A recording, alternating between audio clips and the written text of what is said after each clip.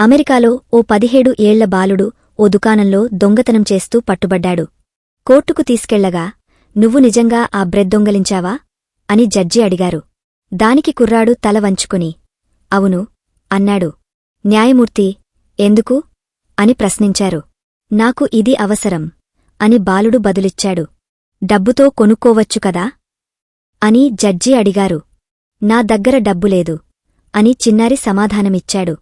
మీ ఇంట్లో ఎవర్నైనా అడగాల్సింది అని న్యాయమూర్తి అన్నారు. దానికి బాలుడు స్పందిస్తూ నాకు నాన్న లేరు. అమ్మతో ఉంటున్నాను. ఆమెకు ఆరోగ్యం బాలేదు. ఉద్యోగమూ లేదు. ఆమెకు ఇవ్వడానికే నేను ఈ బ్రెడ్ దొంగలించాను అని చెప్పాడు. నువ్వు ఏదైనా పని చేస్తున్నావా అని జడ్జి అడగ్గా, బిపే పని చేసేవాడిని. కాని మా అమ్మను చూసుకోవడానికి నేను ఒకరోజు సెలవు తీసుకోగా వారు నన్ను పనినుంచి తొలగించారు అని బాలుడు అన్నాడు. మీరు ఎవరినైనా సహాయం ఎందుకు అడగలేదు అని ప్రశ్నించారు.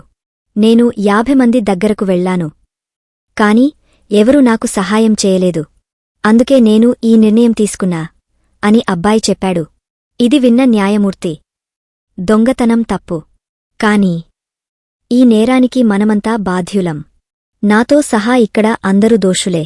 కాబట్టి నేను కోర్టులో అందరికీ $10 జరిమానా విధిస్తున్నాను. బాధ్యులం కాదనుకునేవారు చెల్లించకుండా వెళ్ళిపోవచ్చు అన్నారు. మొదట జడ్జి $10 తీసి పక్కన పెట్టారు. ఆకలితో ఉన్న బాలుడికి సాయం చేయకపోగా పోలీసులను పిలిచిన ఆ దుకాణానికి $1000 ఫైన్ వేశారు. దీంతో బాలుడితో సహా కోర్టులో ఉన్నవారంతా కన్నీళ్లు పెట్టుకున్నారు. బాలుడు జడ్జి వైపే చూస్తూ నిలబడిపోయాడు. జడ్జి కళ్ళు తుడుచుకుంటూ బయటికి వెళ్ళిపోయారు.